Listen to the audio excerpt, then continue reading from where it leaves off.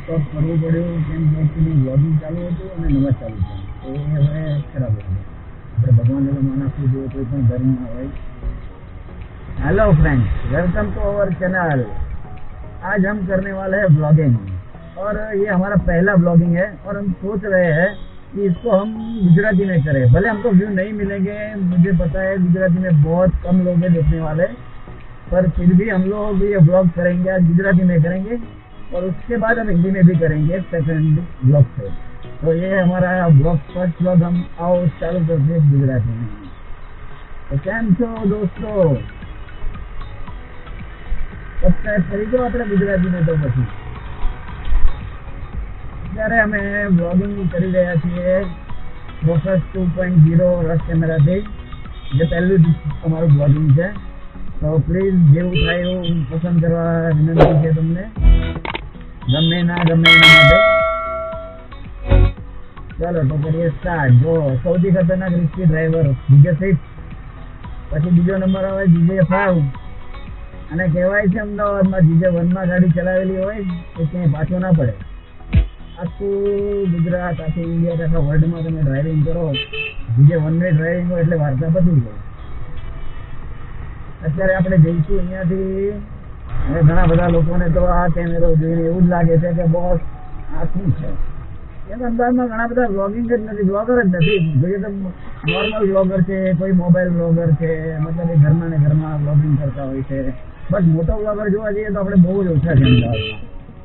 હશે no doubt, but city રાઇડરમાં એક બ્લોગરને મેં જોયેલો છે, એનું વ્લોગિંગ જોયેલું છે, પણ એની સિવાય મને કોઈ બીજા બ્લોગર નથી મળ્યા. અમદાવાદથી તિરુપતિ, અમદાવાદથી રાજકોટ, અમદાવાદથી જુનાગઢ, અમદાવાદથી બરોડા, અમદાવાદથી સુરત, અમદાવાદથી મુંબઈ, અમદાવાદથી ઉજ્જૈન, એ રીતના બધા બ્લોગિંગ જોયા છે.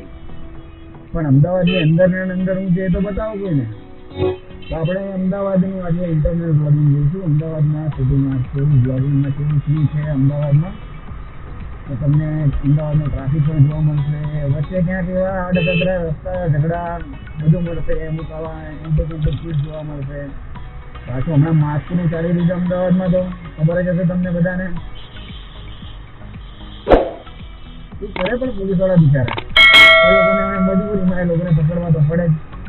માસ્કનું પાલન નહીં કરે, કોરોનાનો કેસીસ વધશે તો પછી શું કરશે ગવર્મેન્ટ? પછી નાખી દેશે ગવર્મેન્ટ ઉપર.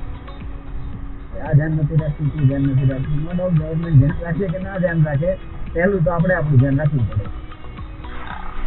આ રસ્તા ઉપરના ટ્રાફિક જોયો તમે, અહીંયા ક્યાંથી ક્યાં જોયો છે ને, એકથી તો ઘરે ઘરે 30 જોવા મળશે.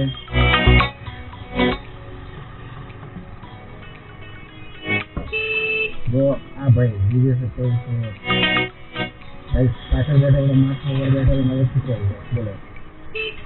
આવા ને આવા દુનિયામાં જો અહીંયા જો તમે માસ્ક વગર જો. આપણા અમદાવાદ છે ભાઈ, અમદાવાદમાં કંઈ પણ પોસિબલ. આ કાકા જોડાય ને એમાં ખુલ્લું માસ્ક રાખી બિંદાસ. ક્યાં યાર માસ્કની જરૂર છે? પછી કોરોના વધે છે કે સરકાર શું ધ્યાન આપે છે? પોલીસ વાળા દંડ લે છે. ભાઈ દંડ તો લે જ ને પછી તમારી જોડે. થોડી સાવચેતી રાખો.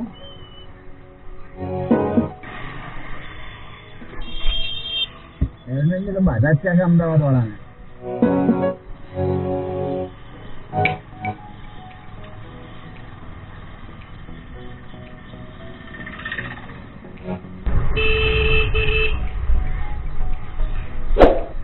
ખતરનાક અમદાવાદ એમ્સના તો જરૂર ના પડે. અમદાવાદનું ખોટકામ અને મુંબઈનું, અમદાવાદનું ખોટકામ અને મુંબઈનું એવું જ ના પડે તમારે જિંદગીમાં પણ ના થાય.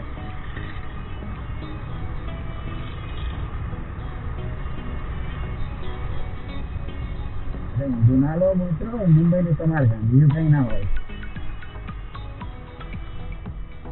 આજે પાછો રવિવાર છે એટલે થોડો આપણને ટ્રાફિક ઓછું હળવું મળે છે. બાકી તો રવિવારની સિવાયના દિવસો હોય તો આવો તમે તો તમને આ રોડ ઉપર એવા ટ્રાફિક જોવા મળે, જેવા એવા નમૂના જોવા મળે ને જોડે જોડે તમને, કે તમને વ્લોગિંગ જોડે તો મજા જ પડી જાય. અમદાવાદમાં અંડરબ્રિજ એક વર્ષો જૂનો પુરાણો અંડરબ્રિજ છે, વર્ષોથી છે, જૂનો પુરાણો સૌથી. એનું કામ જુઓ તમે, અંગ્રેજોના ટાઈમનો બનેલો હશે પણ બાકી એક નંબર છે. હજી પણ હલ્યો નથી.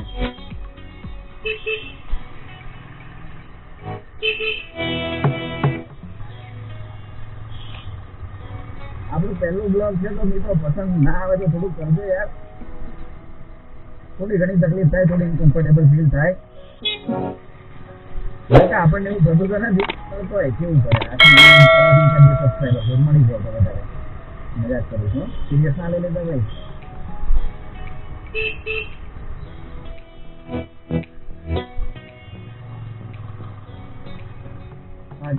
વર્ષો પહેલા ચાલતો હતો, હમણાં બંધ જ છે.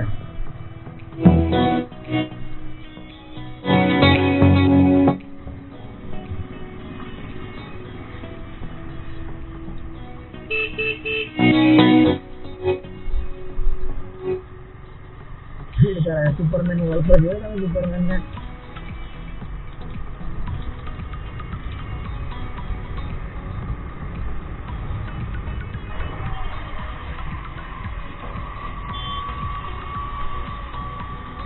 રમજાનના બ્લોગર પૂરા ભાઈ મોટો બ્લોગર પૂછા છે હશે નો ડાઉટ, બટ મેં ચેનલ નથી જોઈ.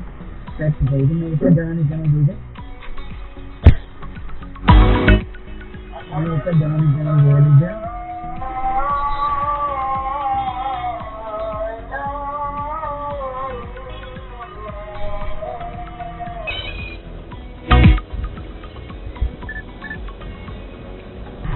સોરી દોસ્તો, મારે સ્ટોપ કરવું પડ્યું કેમ કે બ્લોગિંગ ચાલુ હતું અને નવા ચાલુ છે તો એ હવે ખરાબ હતું. આપણે ભગવાનને તો માન આપવું જોઈએ, કોઈ પણ ધર્મમાં હોય.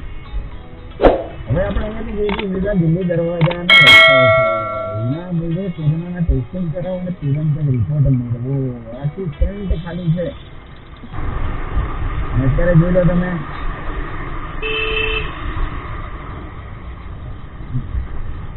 हाँ भारत कृष्णा बेकरी बहुत सारा सारी बेकरी है ना, क्वालिटी में नंबर खावानी.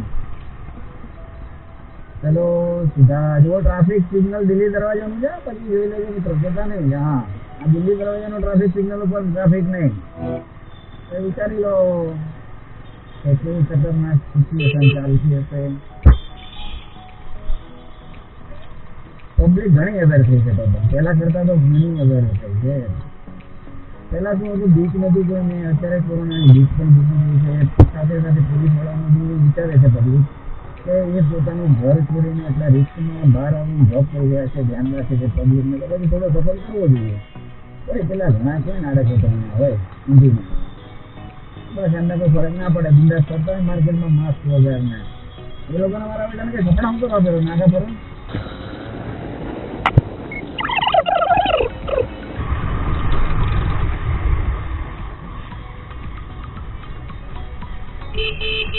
રસ્તા બાકી એકદમ હાઈવે જેવા છે, રનવે ઉપર બાઈક ચલાવે ને એવું લાગી રહ્યું મને એકદમ બધું જોરદાર બાઈક. આ બ્રેક મારવાની જરૂરત ન પડતી ને, જોર એકદમ રનવે જેવો એકદમ ક્લીન જેવો રોડ છે. રોડ તો તમને આખા અમદાવાદમાં ક્યાંય ના મળે. એવું જ લાગે કે આપણે રનવે ઉપર પહોંચી ગયા છીએ મિત્રો. ચલો બીજું તો શું, અહીંયા સારું દિલ્હી દરવાજા કરતા તો અહીંયા વધારે ટ્રાફિક છે. ચલો તો મિત્રો કઈ નહીં, હવે મળીએ આપણે કાલે શાંતિથી બીજા વિડીયોમાં. પછી બહુ લાંબો વિડીયો થયો તમે કંટાળશો. ચલો બાય બાય.